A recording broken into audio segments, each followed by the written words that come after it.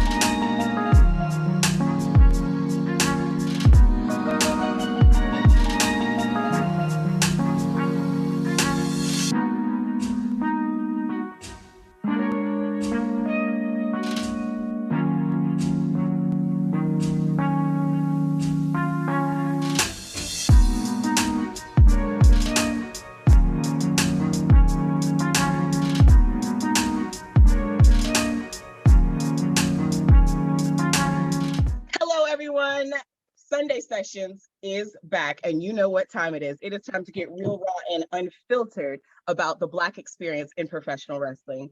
If you are new here and you don't know what to do, please make sure you like, share, and subscribe so that you never miss an update and you never miss Sunday Sessions Volume 2 episode drop. Every episode is going to drop on a Sunday in February in honor of Black wrestlers and Black History Month. But around here, we Black 365, okay? We Black Monday through Sunday. We Black on Christmas Day. We Black on Jesus' birthday. It's all Black everything. Thank you for coming back, having these conversations with us. I can't wait to share all of my amazing guests with you for Volume 2. Stay tuned, make sure you don't miss an episode, and make sure you're following me on all social media so that you can stay tuned for all of the up-to-dates and back-to-scene information that will be dropping on all of my other platforms. Tonight in Sunday Sessions, Volume 2, Episode 5, we have 4 amazing, talented professional wrestling veterans. 80 years of combined professional wrestling experience on this call alone. I'm here with Mr. Nah Fam, Barrington Hughes, the incredible Huck, Will Huckaby, the definition of fly, Black G's, and the King Silverback, Mr. Ali Steele. Hi guys, thank you so much What's for going being on? here. Hey, Thanks girl. for having me. What's going on? What's going on, yo? Hey, how you doing?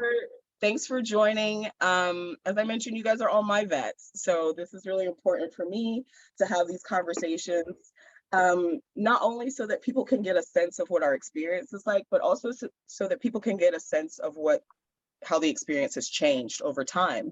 On this call alone, we have so many people who started at different points, so your experience is going to be a lot different from beginning through where you are now, because none of us are at the end of our careers.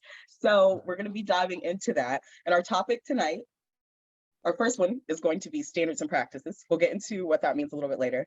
And our second topic is going to be all skin folk and kinfolk.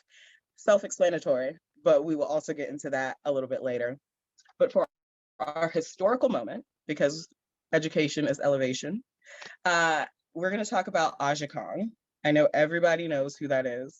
And if you don't, please make sure that you do your Googles and check your cage match, because she is my wrestling hero, and one of the women who honestly paved the way for my experience and the experience of many other Black women wrestlers in Japan. So I'm going to give you guys a little info about Kong. And if you guys have info that you know, feel free to jump in, because again, education is elevation, and I don't know what y'all know. I don't know your lives. But originally born Erika Shishido, she is Hafu, and in Japan, that means she's half Japanese, half something else. So her dad's actually Black. He's deceased, but he was in the military, and met her mom, and she was born September 25th in 1970. And she is actually the founder of Hypervisual Fighting Arson. Now, they are defunct.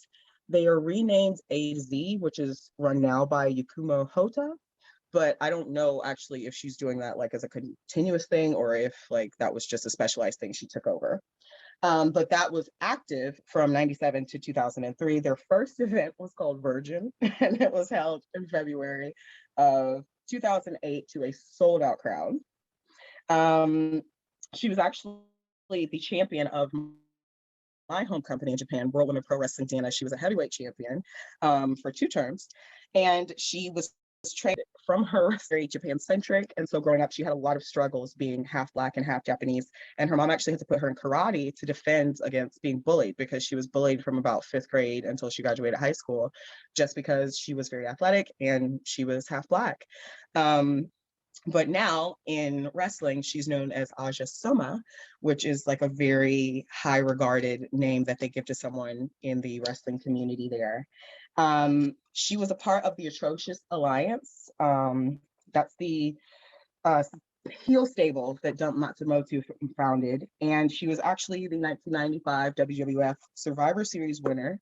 She was being built up at that time, if you remember, against Alondra Blaze. But when Alondra dumped the belt in the trash can, that kind of scrapped the whole build up for her. And after that, the women's division was pretty much eradicated.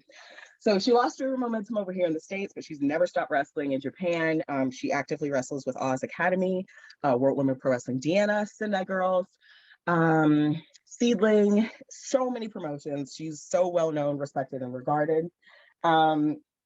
In 2004, she was Amazing Kong's debut match in Japan. And they later on went to form a tag team called W Kong, and they defeated Shigusa Nagayo and Lioness Asuka for the AAAW Tag Championships in May of 2004. And more recently, y'all have seen her on AEW. I think it was her, Emmy, who was it? And Yuka, yes, her, Emmy, and Yuka versus Hikaru Shida, Ryo, and Ryo Mizunami for that tag match. And then back in February, she went all the way to the semis, but she lost to Ryo Mizunami again as well. Huge legend. One of the coolest people I have ever had the honor of sharing a ring with and meeting. I was a total creep when I met her in Japan because I was just very overwhelmed and starstruck. But she was very gracious to me, and I will always appreciate the doors that she opened for me as a Black woman in Japan, because up until that time, Kong was the only other Black woman who went over for such an extended period. And Aja Kong, was the one who opened that door for all of us. So that is our historical moment. Much blessings and grace and honor given to the amazing Aja Kong. So, who's that? Who's talking, guys? That's me. Yeah. Hop on, guys. I was saying definitely, Yeah. like definitely a legend in pro wrestling. I had no idea that she was half Black. I didn't know that at all. You know what I mean? Really? Yeah, I had no idea. You know what I'm saying? So I can imagine the struggle she went through her whole career, her whole life. You know what I'm saying? So it was cool to learn all of that. You know what I mean? Yes. Yeah, Go ahead, Huck. I was gonna say, like, the fact that she's biracial, and the fact that I guess as a culture, as a community, as Black wrestlers, like, we've never embraced her and said, hey, she's one of us. It kind of brings up 2 questions. Like, is it one, just because we as Black people don't know that she's biracial, or is it 2, is it kind of what I call the Rock rule, where it's, yeah, you're biracial, but you kind of right up your other race. I don't know which one it would be. Honestly, with on this one, I don't believe a lot of us knew that she was biracial, because I didn't. I've seen her. Yeah. But I just didn't know that she was biracial. She definitely is like, you look at a lot of people. What you say? What you say, Dot? I'm trying to figure out what he said. Okay, Dot, you go, then Huck, you go. Rain it in. Okay. Like I just don't know, like because as a community, we are, as Black wrestlers, we are we're cultivating, you know what I mean? Like, if we see somebody else that's kind of struggling, we deal with them. You know what I mean? We fight with them like that. Like, we'll pull them aside, man, and try to bring them in, because I think all of us know we've all been shunned a little bit. We've all looked at it a little bit. I know I would have been proud. You know what I'm saying? I had no clue. I'm like him, man. I didn't know that she was biracial. I just thought she was brutal. You know what I mean? I was like, Right. wow. You know, I just didn't know. Yeah. You know, I don't know, man. I take a little bit from it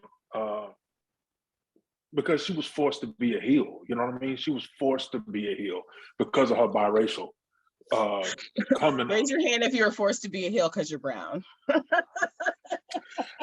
Hey, I can tell you now, I've been in this business 21 years, and for 21 years, they've been like, oh, he's the big black guy.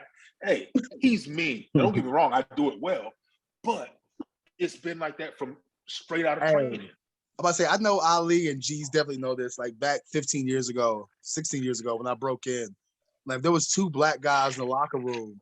Either you had a tag team or they wrestled each other. And Ronnie, we had this conversation where a promoter actually told me like, yo, I don't need more than one black guy on the show because they're an attraction like midgets or female wrestlers.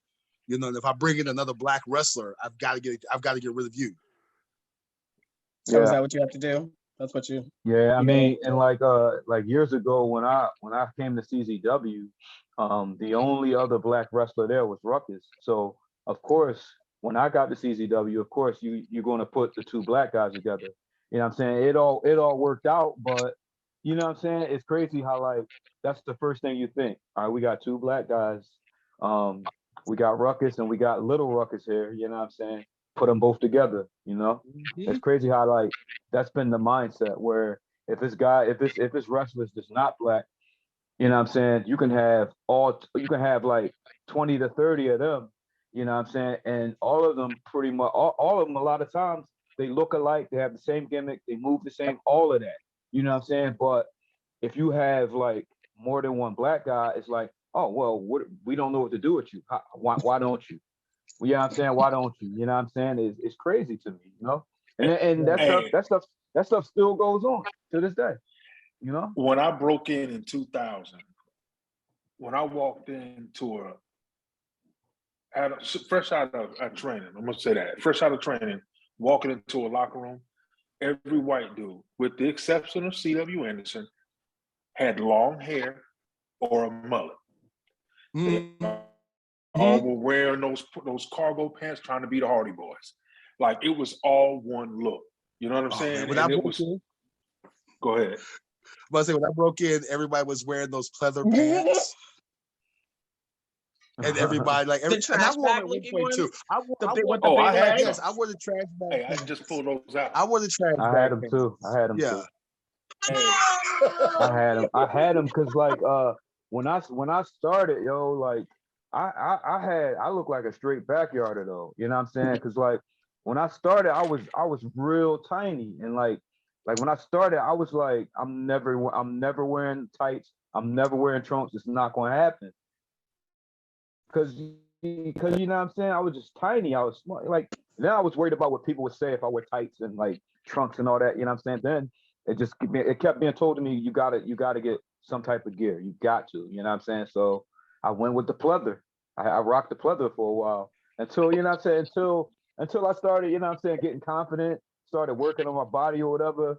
Then I started looking more professional. But at first though, it was backyarder, then the pleather. You know what I'm saying?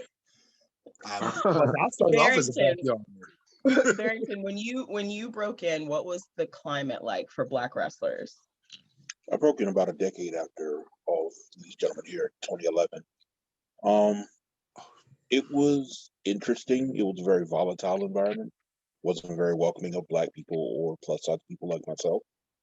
I'll say maybe the first 3 years, like Florida was not fucking with me at all. At all. If I wasn't doing the angry villain or the dancing fat man, they wasn't trying to book me. Straight Yes. Dancing.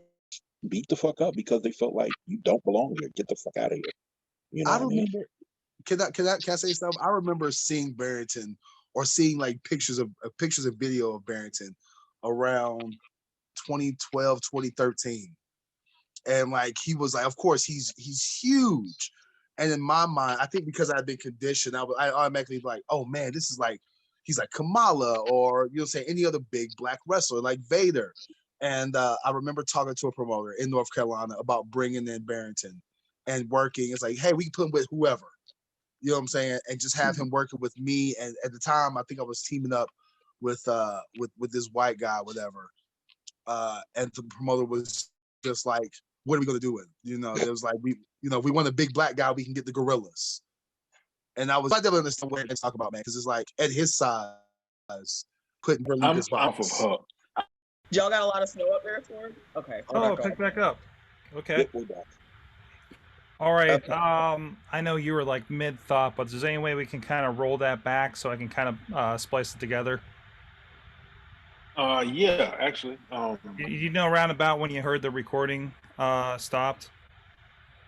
Breaking stereotypes. Well, we were talking about getting together and actually getting with somebody that could actually move also, who was supposed to be stereotypically the big black man who, like he said, dances and but he moves well. And stereotypically, we have to be angry about something. And normally it's about a white guy or whatever. It can't just be about we're going for the title like everybody else, or we want the prestige of being a champion. It can't be that. But I was told a couple of times, like, hey man, we're gonna bring him in. He's huge, you know, he's a phenomenal worker.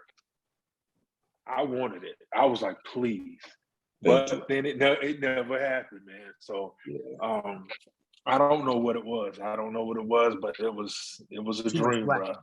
It was too much blackness in one ring. Right. Well, that's probably too much exactly what it was, melanin. though. Hey Ronnie, I'm gonna tell you a fun fact. You ready? What? So I'm gonna tell you, here's a fun fact. Me and Ali have only been in the ring, shared the ring one time. One time we've shared the ring. Like we've only been in the ring together one time. What was it? How? ACPW? It was You lived where were we here. at, Ali? We was down That in was like down in Fayetteville. Roseboro or something like that, wasn't it? Like ACPW? Yeah, like down in like the Fayetteville area. Like really, it was one match. Yeah. I was super excited. Like of course he's the vet.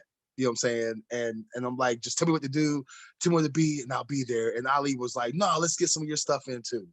So like Ali lets me like give him this huge bump and stuff. Man, I take the huge right hand, which I've kind of stolen from him in my later years and stuff. I'm kind of taking the punch from him because now my punch looks better.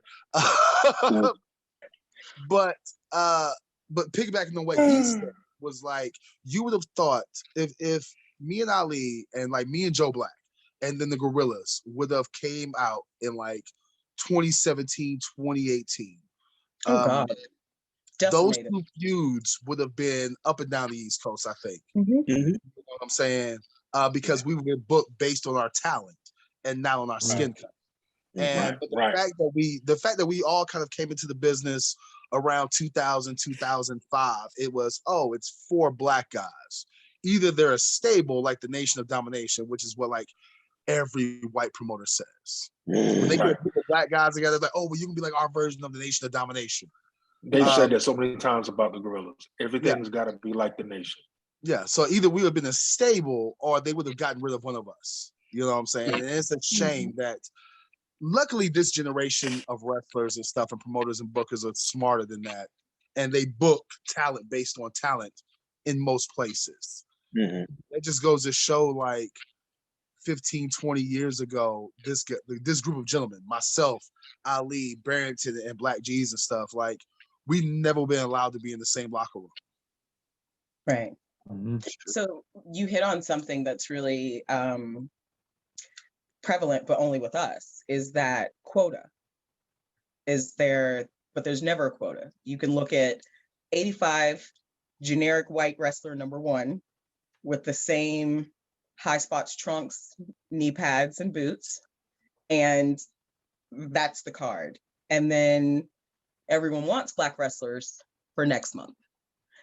Everybody wants one match with maybe one wrestler who's black, or if it's 2 black wrestlers, there has to be some sort of like really deep in conflict, dramatic story told that's epic of black versus black. Like, it can never be a good match. It can't ever be a good story. It always has to be extra, whereas most of our white counterparts don't face that. So back in when y'all broke in, what was that like? I'm going to start with G's and then I'll hop to Ali.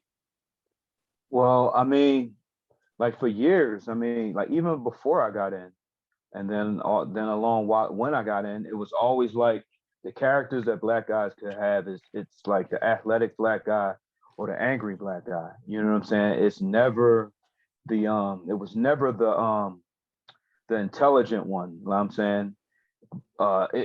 If it was the black guy that's trying to be the intelligent black guy, it was just looked at like, oh, nobody's going to believe that. You know what I mean?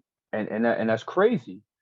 You know what I mean? I mean, luckily it's not like that now, but back then it definitely was. Like you could if you told a promoter that, nah, this is the gimmick I want, you know what I'm saying? And you show and the character is you wearing a suit, like how Hurt Business is now. Like back when I came in, like if any black guy wanted to do that, like it wouldn't have been accepted. You know what I'm saying? It would have it was because there was a lot of closed-mindedness back then. You know what I mean? And then it was just crazy. And it was frustrating. Like I've had like years of frustration because I'll want to do ideas and it's like frowned upon, and then somebody else will get to do that idea that doesn't look like us. You know what I mean? So it was just like really crazy, a lot of closed-mindedness, a lot of BS when I started, you know, that I'm sure all of y'all dealt with, you know. I want to piggyback on what he said. I hate to say I'm piggybacking because I'm damn near 400 pounds, but he hit the nail on the head. When I started in 2000, they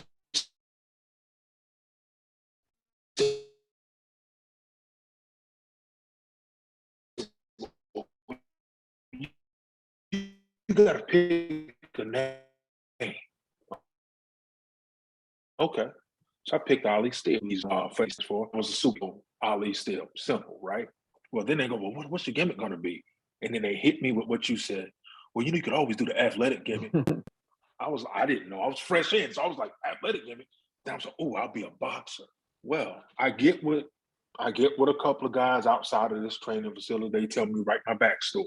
And this is what I tell everybody that I talk to now, the young guys coming up, write your backstory. So I write my backstory out and all this other crap. Well, all they could see, everybody, they wanted me to be this. At first, they wanted me to be like the bad. They said, oh, well, if you're going to be a boxer, why don't you be like Mike Tyson? Now, they didn't want me to be super fierce and quick and fast and athletic and I'm tenacious in the ring. They wanted me to be all the bad stuff that Mike was. They wanted me to go around trying to bite people and do all this dirty stuff. That's what they wanted me to do. Now, if I'm not going to do that, well, you can be like Muhammad Ali, but just do the Parkinson side. Do his talk real funny and pick up on all his deficiencies now that he's sick. Really?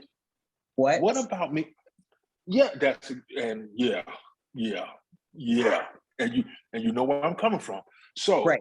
Here's the thing it was cool to be like a stereotypical kind of gimmick, right? Big, mean, all this stuff, but be dumb. I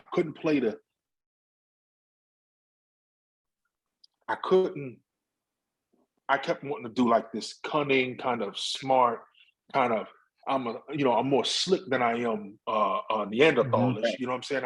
I wanted to go in and I'm not mad at you because you're white, or I'm not mad at you because you took my EBT card. What I'm mad at you is because we have a business deal. You were supposed to pay me however much money to get this title, or hey, I want to be a hitman for hire like they do with everybody else. Something that was more cunning. So I learned real fast that I played the game.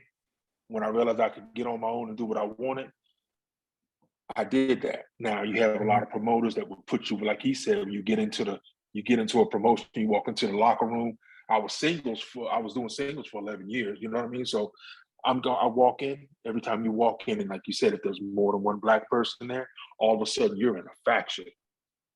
What? Now, I always took it as a lot of times it'd be new guys, right? So if you get me in there with some new guys, I'm gonna do what I do, and that's pass on every piece of knowledge that I have onto this new guy to try to make him better. So that when he leaves out of here, he goes into the next show with some kind of with game, basically, and making himself better so that we can all look better. And I've always done that part. But it absolutely pissed me off beyond measure that you could not be the smart guy. You like he said, you couldn't wear a suit. You couldn't come through. Hell, I just had recently. I wanted to go out to a show, congratulate some guys for winning and beating us, the Gorillas. I wanted to pull the whole Ric Flair and Terry Funk. Go out, congratulate them, tell them all that stuff. I mean, it was going to be, you'd have been proud, Ronnie. It was going to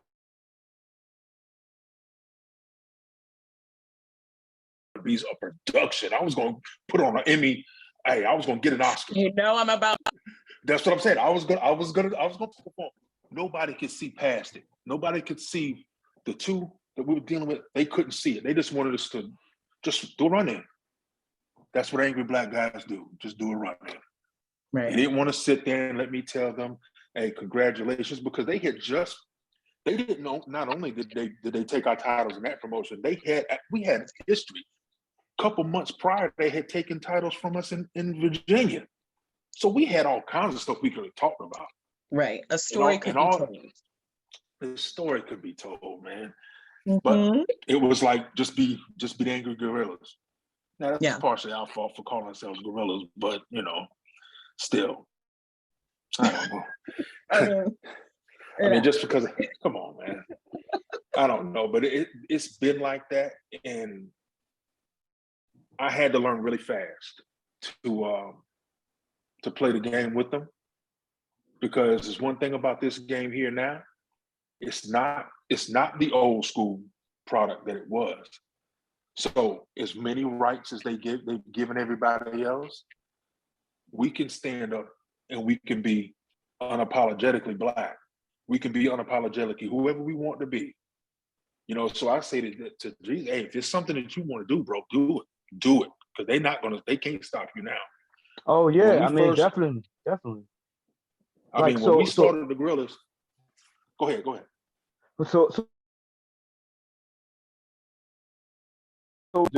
but you still new, you still green. You haven't proven yourself, so you sort of got to deal with the BS for a while. But then, as you get better, as you get more confident, you get your name out there more, and then hell, as you just get to the point where you like, nah, I'm not dealing with it anymore. You do you, and then you end up being looked at like a hothead. You looked at as unprofessional, even if you're not doing anything unprofessional.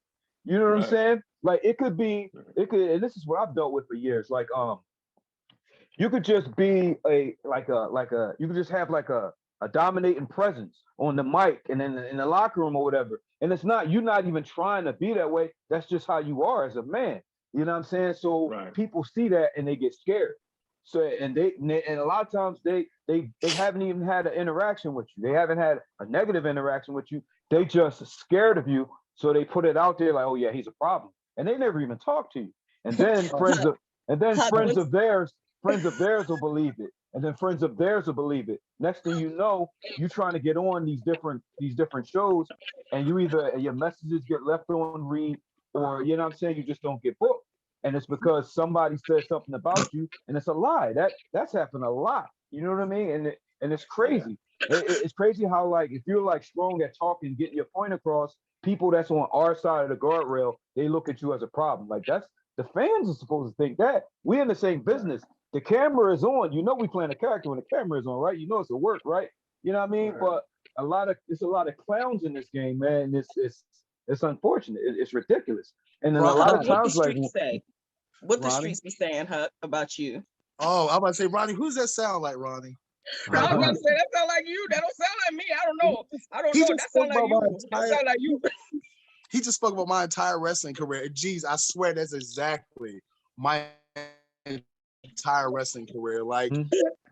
when I broke in, it was black guys was one of two things. And I tell people either you were Tupac or you were Carlton Banks. Mhm. When I first broke into the business, I had this gimmick that was like remix and stuff. And I came out, I literally came out wearing like a custom tee that had my gimmick name on, that had like on Dickies shorts. You know what I'm saying? I came out wrestling like in the Air Force Ones because that's what I wore. And then I got gear or whatever. And then the promoter, the booker was like, we need to change your gimmick. Well, actually, I wanted to change my gimmick because, you know, my favorite wrestlers are Arn Anderson and Lex Luger and guys like that. And I was like, well, can I just be a dope wrestler? And they were like, no, you got to have a gimmick. And so they made me the All-American African-American. And so I was like Carlton Banks. We and all shit just sucked looked at so you like, bad. please elaborate on what that means, because I'm very. Yes, please, because I didn't know. I didn't know that you were the What does that mean? All-American Yeah, African American. I was the All-American African-American. So is that They thought- like they thought they had except for money. the That's Coon? awesome. Is that Uncle Tom? Like what? How? I was like Kerwin White for black people. I hated it so bad. And every Real time I bad. tried to get out of it, like the promoter was just like, no. And they were like, if you want to do something else, you just do something else, do it somewhere else. And that's really how I ended up started traveling to like Tennessee and eventually to Georgia, where like I went to Georgia. And I wish all of you guys could, I wish somebody would have videotaped my expression in my face when I first walked into a locker room in Georgia, in Atlanta, where, you know, being from North Carolina, it was like 2, maybe 3 black wrestlers, and that was it. And then going to Georgia, and there was 4, maybe 5 white faces in the locker room. You know what I'm saying? And they all had Shout out different to gimmicks. Atlanta in general. I always It, have a it just, but this fantastic was like 10, 12 years ago, Ronnie. It was like they all had different gimmicks. They weren't all the stereotypical black guys. They were just dope ass wrestlers. You know what I'm saying? And their gimmick was the fact that they were dope wrestlers. You know what I'm saying? And when I came back to North Carolina and I spoke out and was like, hey, well, this is what's going on in Tennessee, and this is what's going on in Georgia and West Virginia and all these other places I went to, I was seen as a troublemaker for speaking out. And then because That's true. I and was because told I'm- that you were an asshole when I first broke in and to watch out for you because you were a bad guy. And then when somehow I got conned into that match with you, details still unclear. I can tell you how. I can tell you how, Ronnie. I was told that you were gonna beat my ass and you were gonna do this and that, and that you took liberties with people and you were gonna do this and the third. And I was legitimately like,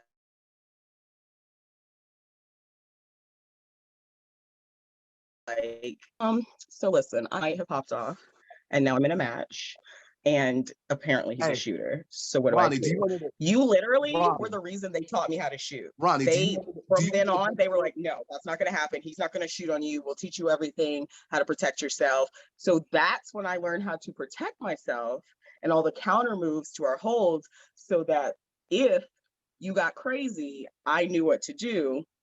Long story short, you were nothing like, no, you're an asshole for sure, but you were nothing like what, Hey, Ronnie. I will never forgive you for Nigga Lucha and 2 weeks in Atlanta, okay? So hold on. okay?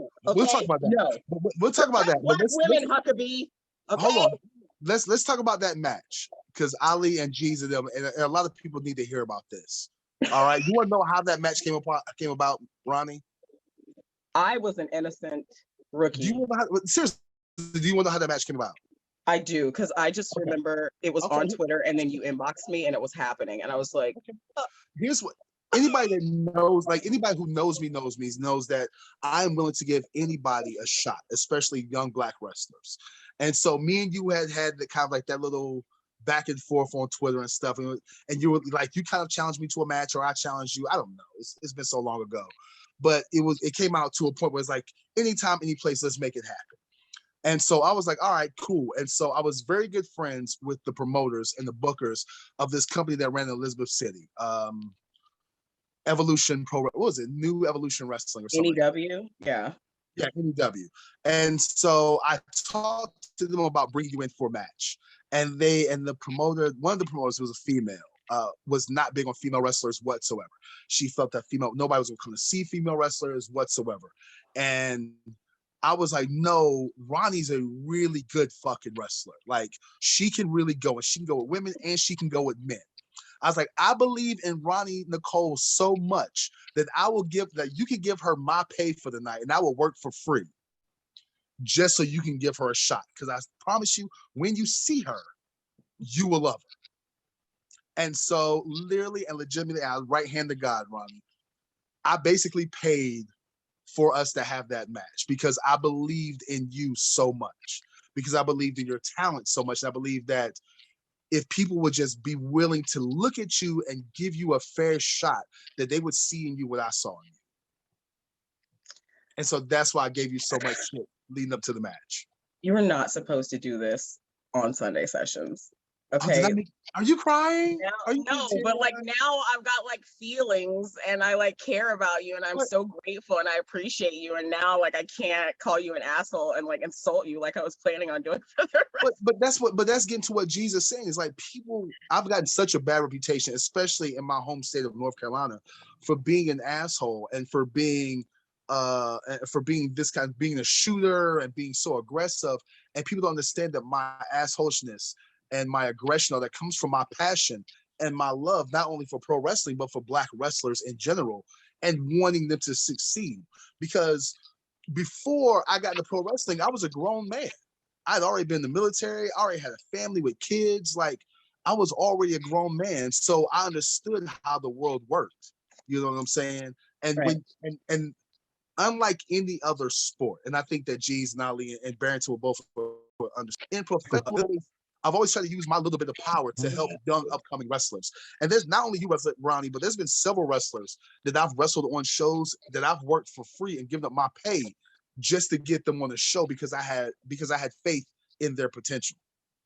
And you're also creating a way to break those barriers, like you mentioned, of people not wanting to give Black wrestlers a shot back in that time, and sometimes to certain promotions, still a degree now, where they won't take the chance. So you have to make the chance yourself. Why they call you a shitty wrestler, Tony right. Khan? Oh, let's Barrington, you're about to jump in. I don't know where to go from there. Don't call out Tony Khan like I did. You know, Florida is like kind of, it's the South, but it's kind of its own contained system, so to speak. So for you, was your like experience within coming in and having people take a liberties with you and shit, like, was anyone opening doors for you there, or were you that, like Huckaby, were you the door opener for Florida? And you know, as you got out, because you had a huge run at MLW, like you've been around, you know. All things considered, I opened doors for myself.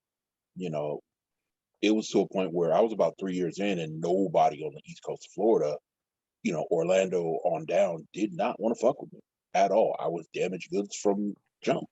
When I first broke in, they gave me the typical big man, don't say anything, Mr. Hughes type gimmick before I changed my name to Barrington Hughes.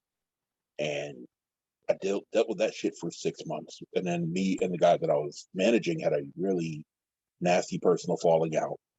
After that, changed the name, started doing my own thing. And no, it just, you know, people were taking advantage of me because they felt like I had an ego. And how dare you, when this was given to you, and you go and change your name and change your gimmick and think you're somebody. And kind of going back to what G said about being the intelligent Black wrestler, I did that.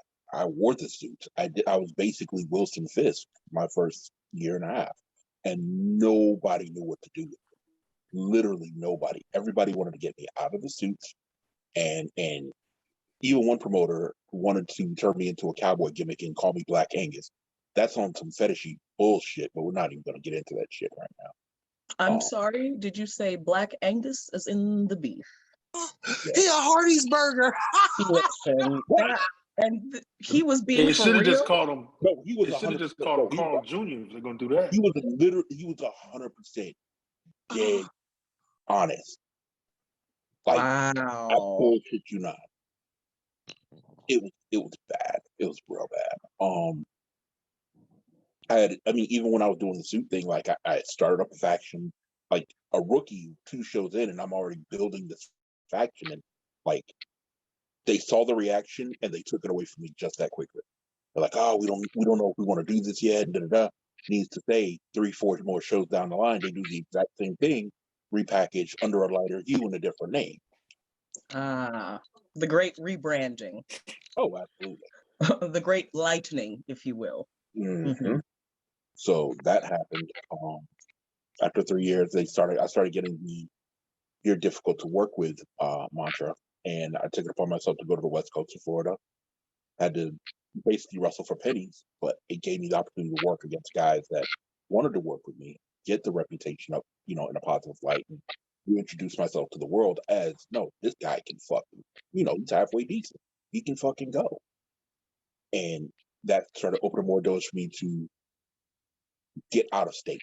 Because that was probably one of the best things to happen, was for me to be restricted from being in that comfort zone, all things considered. Because if I would have been there, I wouldn't have looked beyond what was already in front of me and what was already provided to want more, to want better for myself, and to want better for others that may follow behind me.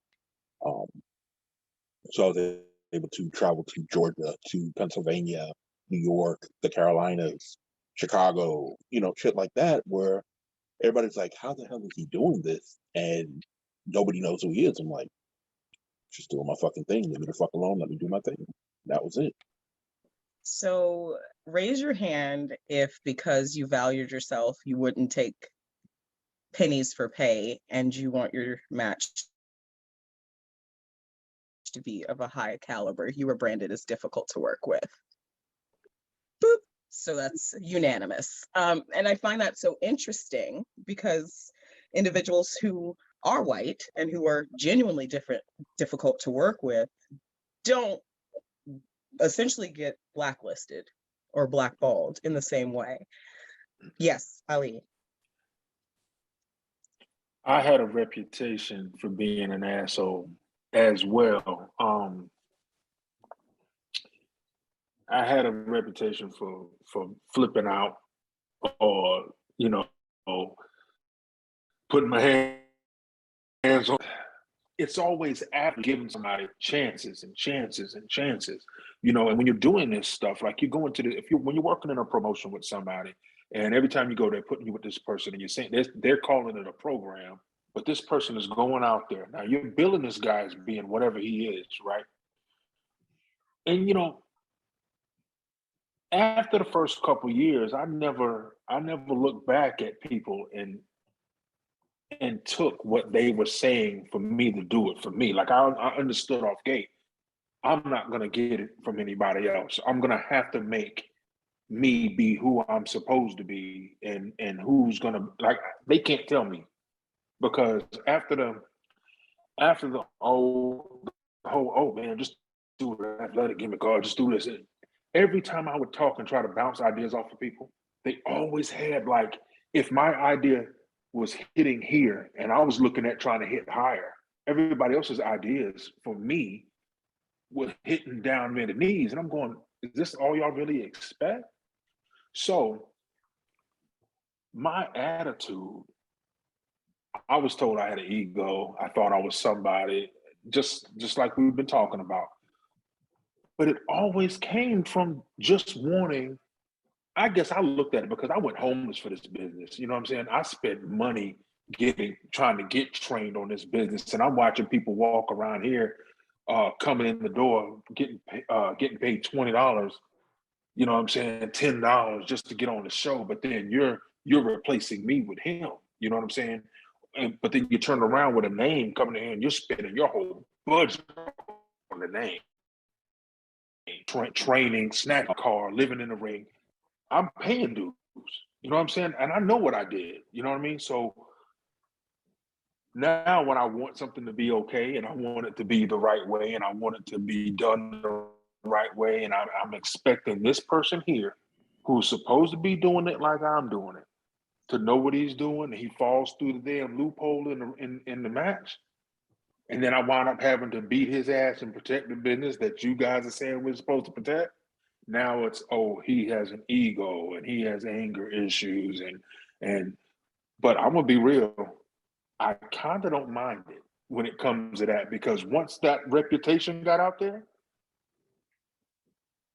I never had anybody else try me in the ring, never had anybody else try to take liberties with me. Promoters, they knew for a fact when they said this is the amount What of it money they're was. gonna give me, they knew Right. exactly what it was. And I was professional.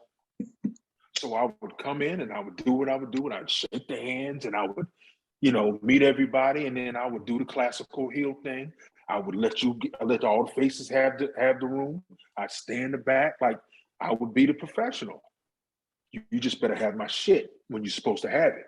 And they Right. understood that. You know what I mean? They understood that shit. And then the workers and the people that would get in the ring with me, they understood that too. The ones that really know me and understand me, they are appreciative. And I've said this on another interview before. That ain't shit you taking from me in that ring, because I ain't found a motherfucker that could do it. But everything that you want, I will give to you, as long as it makes sense. I'll take it from you. I'll take it from you. You're always trying to take Huck. Hey, Ronnie, Huck been trying to take shit from me for a lot of years. I want you to give him that. I want you to give him that big old overhand, please. I got a question for Jeezy. But look, I really do, because I feel like when Jeezy came to Atlanta for AWE, I was like the only person in the building that marked out huge for the church's money, and like I was lucky enough to commentate that match, and like it's very few times I've ever marked out for a wrestler, and like Jeezy was one of the few people I like super marked out for.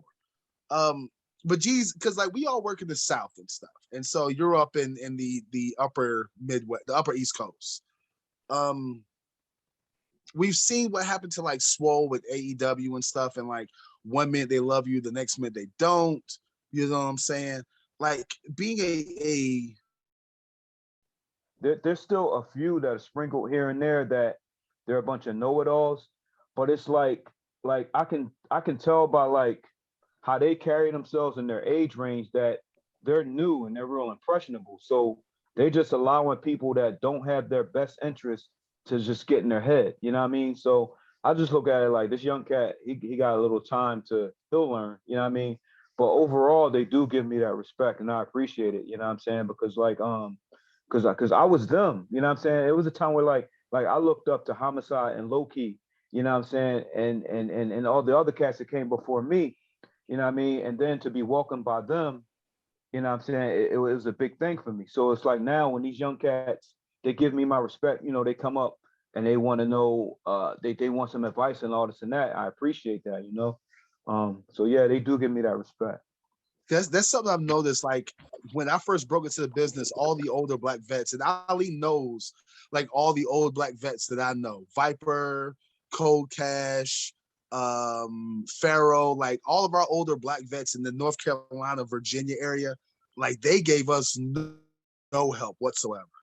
Like there's still a bunch of other black wrestlers that I hold a lifelong grudge against because I went to them and messaged them on like Facebook and even MySpace for advice, and they like completely no-sold me. Mm-hmm. But I've noticed with these younger black wrestlers, when it comes to guys in our demographic, I guess, guys who with our experience, like we're the old uncle or we're the granddad, you know what I'm saying? We're like, hey, unc, hey, can you give me advice for this? Hey, can you look out for me? You know what I'm saying? And I just didn't know if they had if it was the same in the Midwest, I mean, in the Northeast as it was down here in the South. Right. Like I said, man, like I said, there's some sprinkled here and there, but overall, they're respectful up there. You know what I mean? I guess it's like people are tired of like allowing like people to get into their heads and steer them in the wrong direction. So they I don't know, they just listen now. They listen. Did you have any black vets? Because I know Ali has Michael Devine, but did you have any? me, yeah, I did, and it's a lot of cats like in the tri-state area that really they just like stay in that area for the most part. They got out a little bit, like cats like Ron Starr, cats like Charles Gregory. There was a tag team up here when I broke in called Crash Crew. You know what I'm saying? They were real big up here. So like Charles was like one of my first trainers. Ron Starr was my first mentor in the game. O-Dog, you know what I'm saying? O-Dog was in Jersey All Pro. You know what I'm saying? Like a lot of these cats that came before me, they pulled me to the side from the very beginning and like and broke things down for me. You know what I'm saying? And like from the time I started, up to now, I can always go to them. You know what I'm saying? So I definitely did have a lot of old heads that looked out for me, definitely. I want to take the moment to shout out my old head on this call, Ali Steele, who was the only Black vet in the state of North Carolina to give a fuck, other than Really? Nemesis, who Really? will But be what When on you this came to call the later. house. Shut up, Huckaby. When I came in, Ali was actually coming down and training with at CW Anderson's Cousins Training School every once in a while with the Gorilla Squad. And I had just transferred there from RWC in Fayetteville. And when Ali found out there was a girl and a Black girl down at Dan's, he and the Gorilla Squad showed up, and he was one of the only people who really like would pull me to the side, would give me advice, would make me brave because I Do was very you scared. do you I remember the was terrified. conversation that we had on the first time that we met when you came to the house? Yes, I do. I rode almost 2 hours with Victor Andrews to go talk to Ali and to sit under his Hey, learning I tree, told her essentially. off And gate. First thing I walked out, I said, listen, because I looked at her, I saw Ronnie, and I said, okay, I see what this is. I said, she can be phenomenal, you know what I'm saying? But let me ask you this one question. You wanna show ass and tits, or you wanna I hurt asked her some this. people? I asked her the same thing, Ali. See, Barrington and G's, y'all met the very nice older Ronnie Nicole. I met the Ronnie Nicole that said, Huck, you don't know what it's like to be a Black woman in wrestling. You can't tell me anything. No, Hey, when she I said asked her that, when I asked her that, she said straight up, she said, I wanna hurt people. I wanna fight. Like it is what it is. After that, Ronnie came out. But I met the Ali, you met who, Huck? Who did you meet? you can't tell me nothing about being a Black woman in wrestling, Will. Well, you couldn't at the time. Oh, she'll Actually, she still called tell me that You couldn't. now. Like, like y'all about to say, Okay. I'm like, that ain't changed. Because also like y'all have the experience of as Black men, we have the same thing. But the thing is with y'all still have a chance.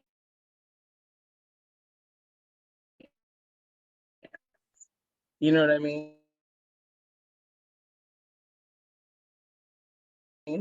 I'm here in North Carolina. Who are you, a fat Black woman, trying to tell me, a cisgendered white man in the South, what makes sense and how to tell a story? That was literally how my reputation started. And then I had one poor match with a name who was out further than me because she was second generation. I remember that match. And this young lady, okay, Bitch! I'm not doing it with you. I'm not doing it with you. Okay. This young lady went up north and slaughtered my name and told everyone I was a shooter and I tried to hurt her and I was difficult to work with and all this and that.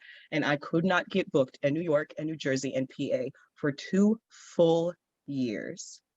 And when a promoter was finally brave enough to tell me why, because I honestly was getting so frustrated of getting left on red, CW advised me not to, but I did it anyway. I was like, why am I not getting booked? Why do you keep reading my messages and not responding? He was like, that's not going to be a professional way to deal with it. I was young and at a point where fuck this shit. And I wanted to know.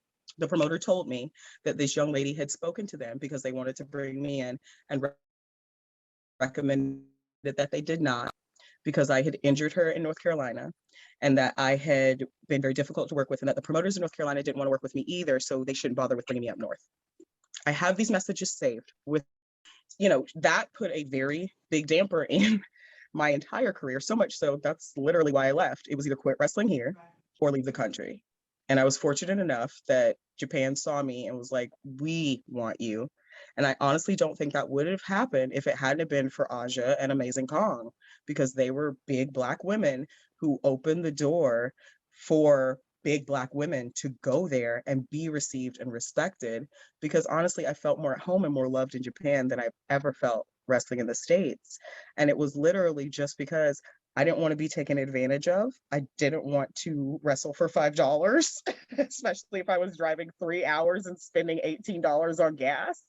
And I didn't want to be in a situation where the story that I'm telling is that two-dimensional bullshit, because a lot of times I do feel like it's the whole minstrel show shit. They want us to sing and dance and shuck and jive and be happy with the crumbs and not be the multifaceted, multidimensional people that we actually are.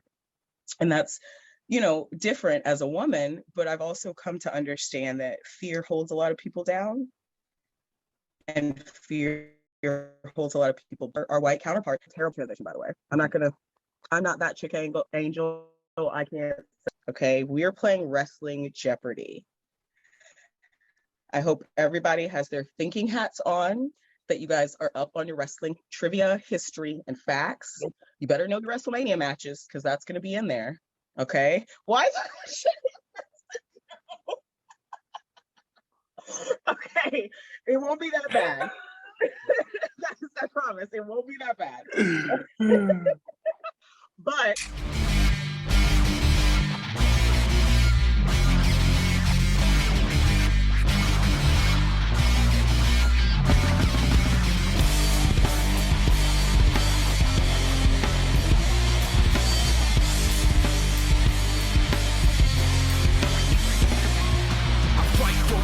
for a foot or an inch, yeah, I fight for you all. It's the truth and I'm in, yeah, I fight forever.